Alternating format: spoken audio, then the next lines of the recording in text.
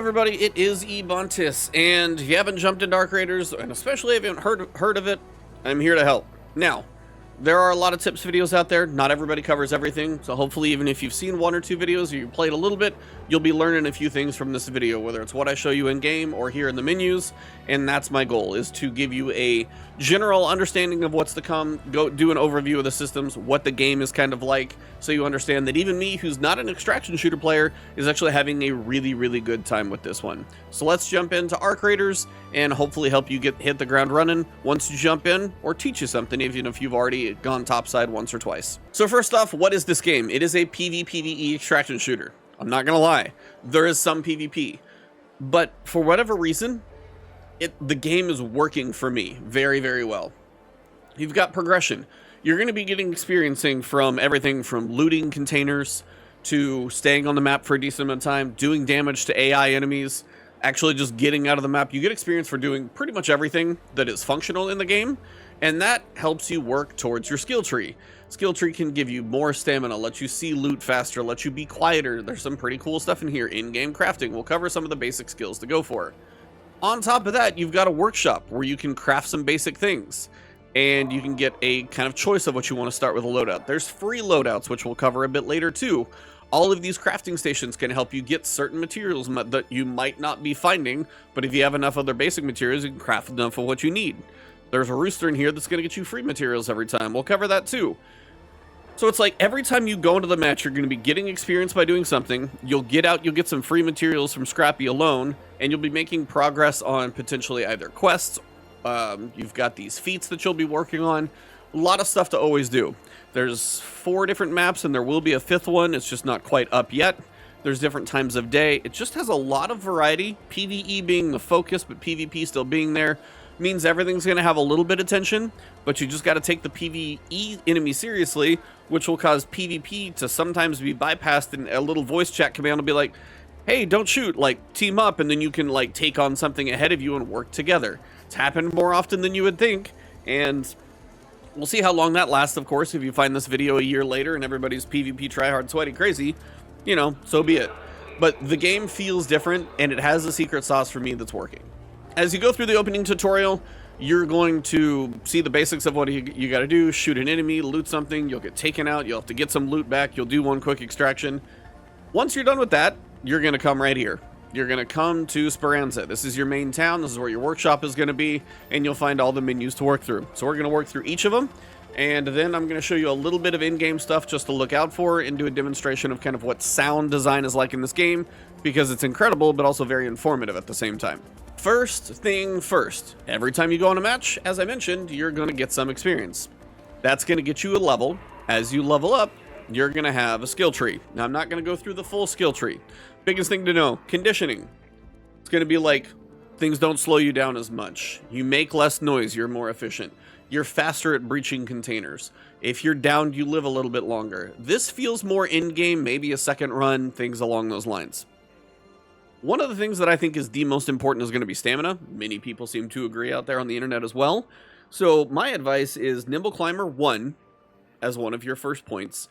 And then you can start working on moving around, costing less stamina, and then increasing your max stamina. To get to any of these large nodes, it's 15 points, which would be 5, 10, 15. Now over here, you can slide faster and further. That could be kind of cool depending on mobility and depending on how the maps work too. And taking less fall damage, just don't fall off a cliff, and I'll show you a good way to manage some falling off of buildings, actually. You'll see how that's actually not so bad. So this is one main tree to focus on. Open up this tree with Nimble Climber, so you can climb and vault more quickly, which I don't think this will need maxed out nearly as fast as these two will. The other thing for me is survival. Your movement speed while crouches increase. You're going to crouch a lot to be quiet, so this is actually not a bad one to put some in as well. But if you get a couple points over here into in-round crafting, I'll give you guys a quick glance of what in-round crafting is like. Now later on, again, you got to get 15 points in survival to get over here. So I'd have to do like 10, maybe go all the way up this direction. Eventually you'll be able to craft even more, so it'll be nice to have, but it's going to be a while to get up there. But just getting 3 points to have in-round crafting for basics, especially as a solo player, is going to be big. If you find some materials, a little bit of fabric, a little bit of parts, and you can make a bandage in-game when you need it, that might help you save a run, which otherwise you wouldn't have. If you're with a squad, you guys can load up, share heals, things like that. It can work a little bit better. But especially as a solo player, in-round crafting is crucial. But I gotta be honest, early priority, marathon runner, youthful lungs, and get your in-round crafting. As for like breaching, making less noise, or when you're hurt, you know, you regain some stamina. Some of these seem a little more situational. This is just all the time. All three of these are going to be good. Searching container, loot revealing faster.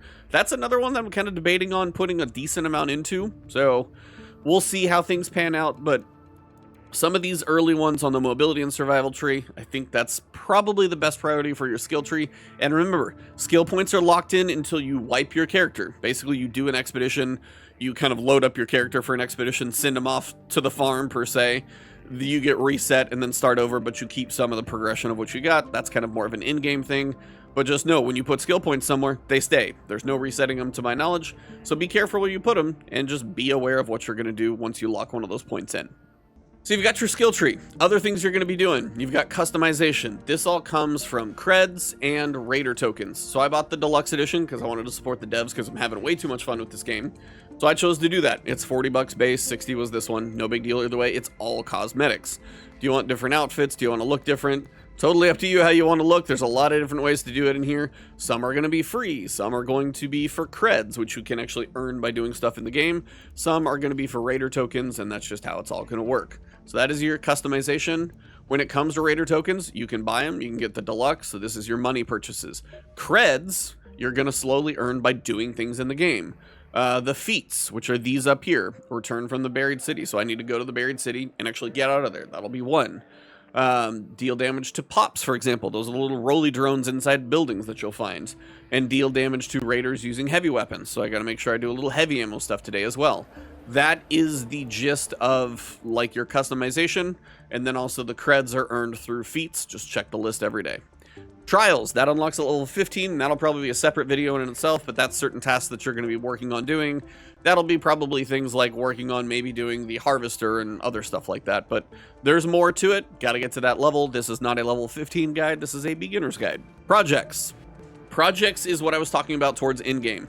Construct a caravan to send your raider off on an expedition beyond the Rust Belt. You're sending them off. And that's kind of an end of season option that you get like a certain amount of time, like 1 or 2 weeks to do. You prep them for the expedition. The better you prep them, the better your next character is off to a start with like an XP boost and other things and stuff like that. So the resets are optional. Expeditions are optional, but there's going to be benefit to doing them as well. And we'll just have to get more details from that once we get closer to that time. But I like that they're optional for the people who don't get to play as often, but hopefully the incentives are good so people still do, like the high level people want to reset. So there's kind of a clean slate on some of the beasts out there every so often. Finally, you've got your codex.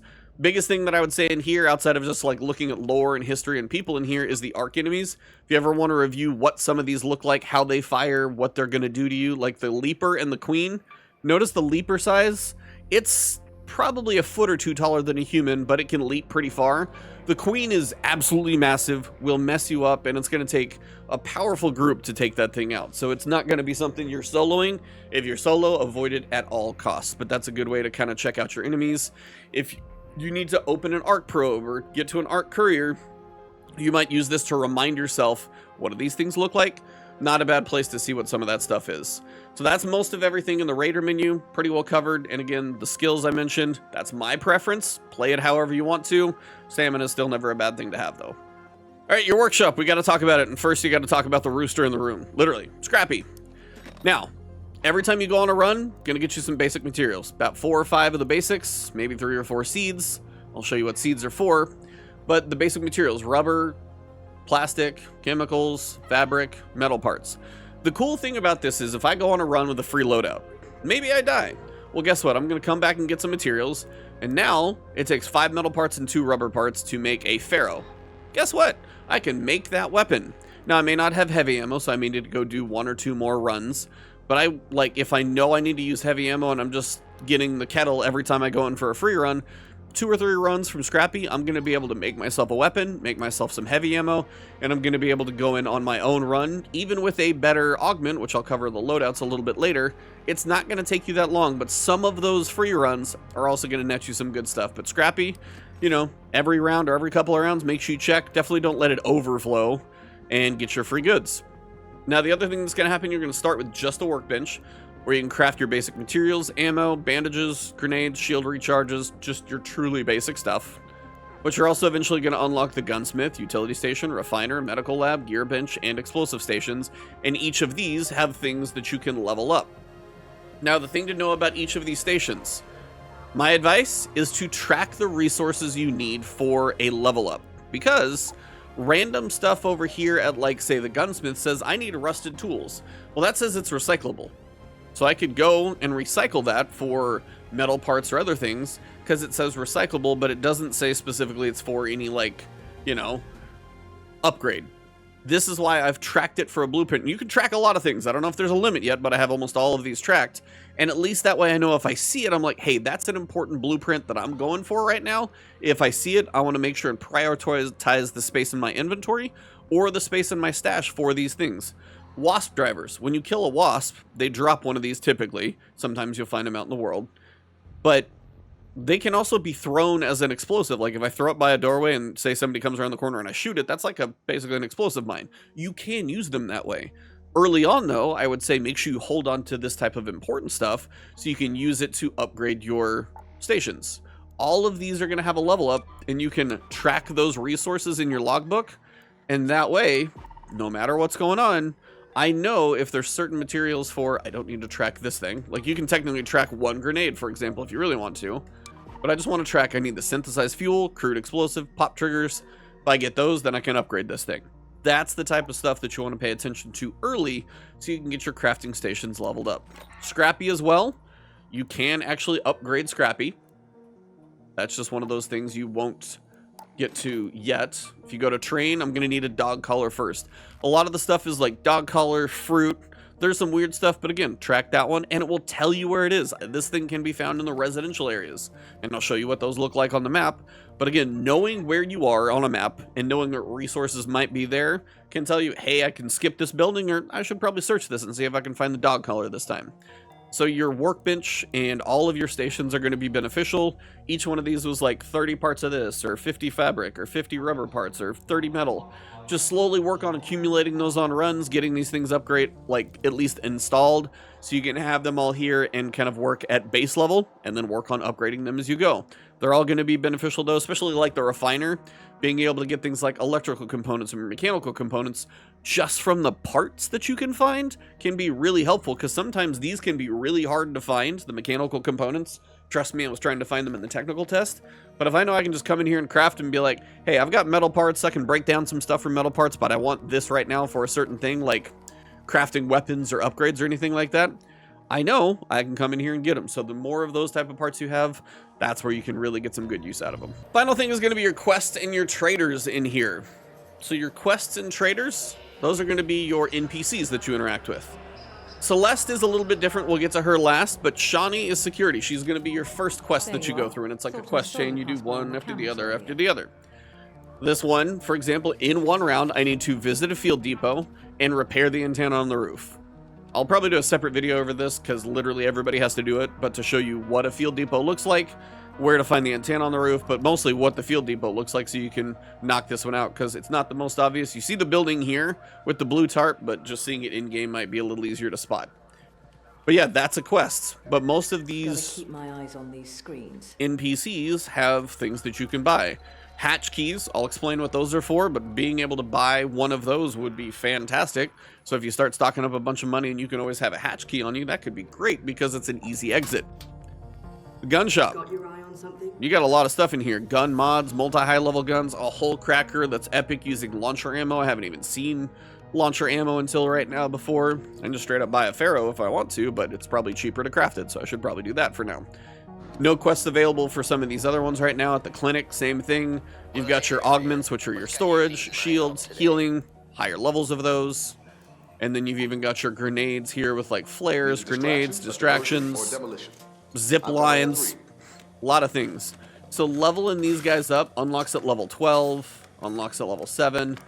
There's going to be good things to get at these vendors, and especially if you start stocking up some money, sometimes it'll be nicer to buy them as opposed to craft them, depending on your materials and kind of what you're prioritizing.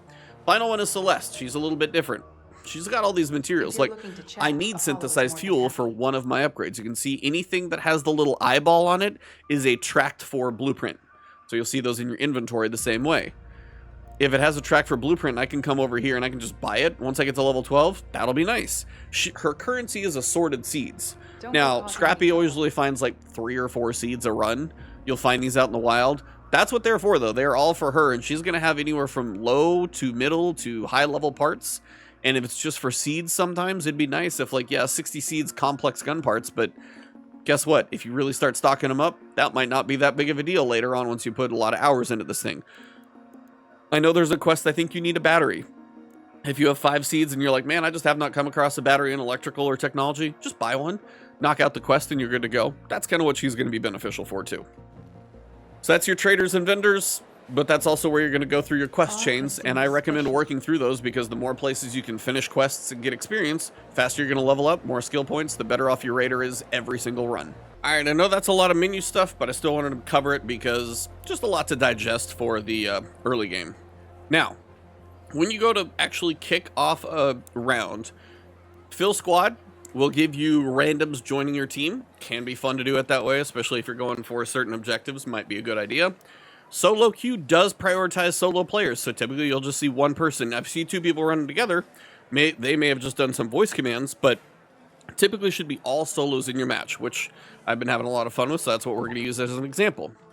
When you go to pick a map, a couple things to pay attention to. Notice I've got uncovered caches.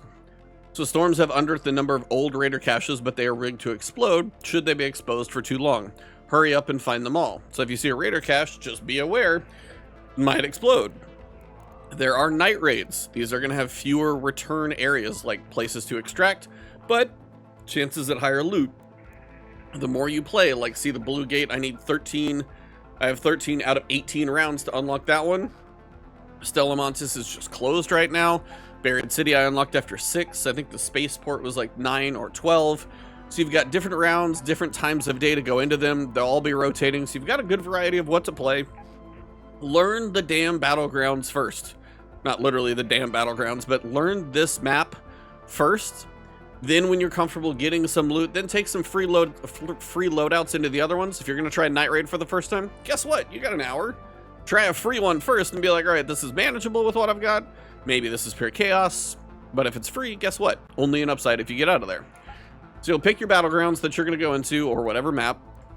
You can inspect the map, and this is where you can see, hey, I've got mechanical and industrial parts. Maybe I need some of that stuff for my logbook and crafting. So if I get lucky and I, pop in over there, cool.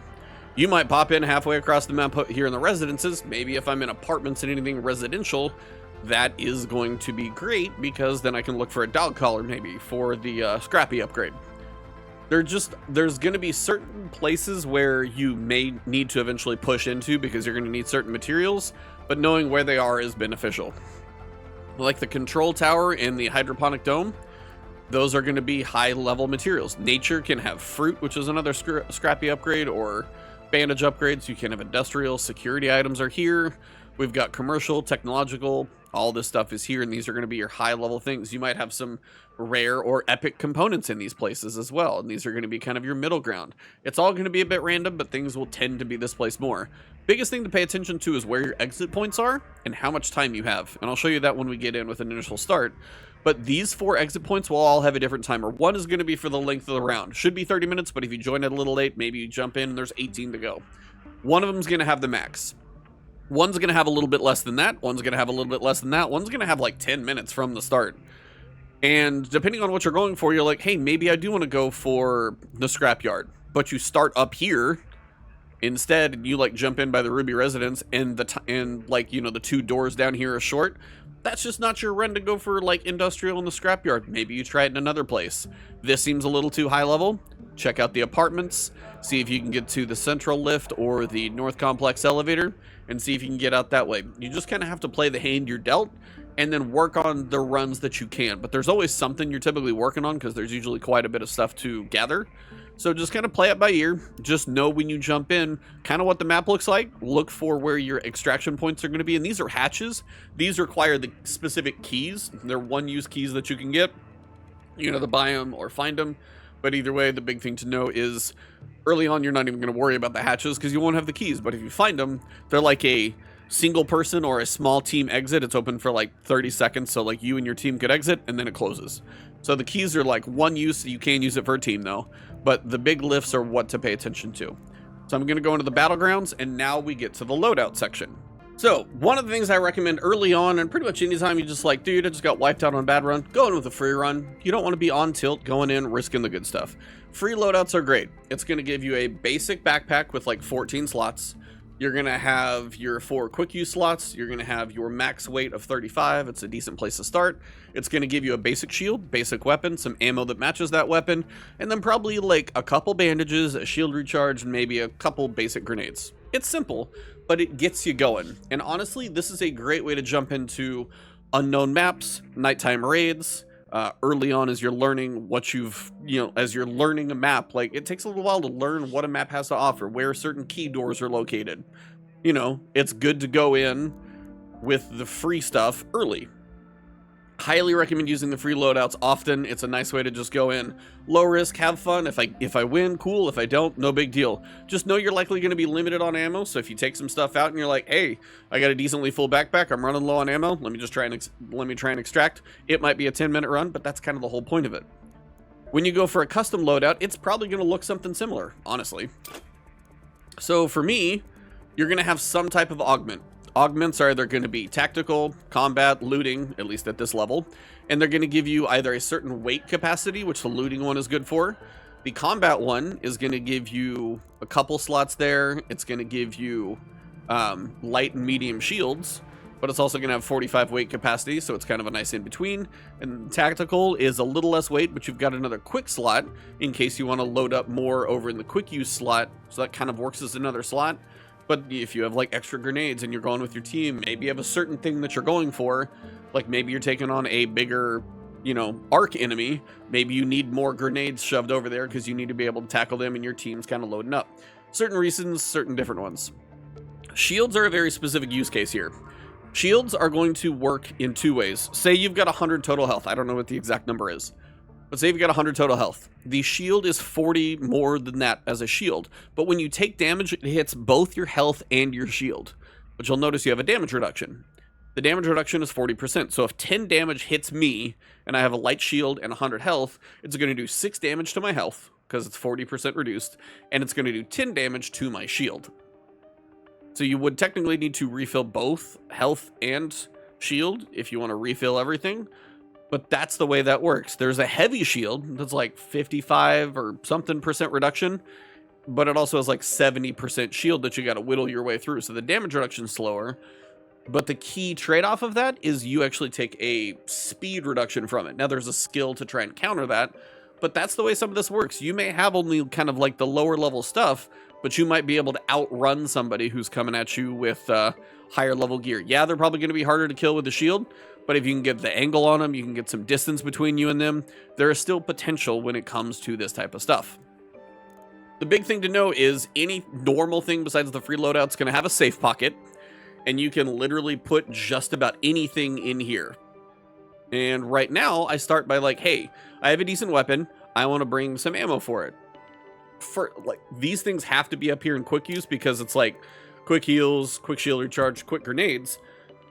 What else am I going to put in the safe pocket? If I walk in and I just get like nuked by somebody who like spots me, well, I don't want to just completely throw all my ammo away, so at least start here. As soon as I find something valuable, I'll swap it out, but early on, I'll just start with my ammo there. It's not a bad way to go.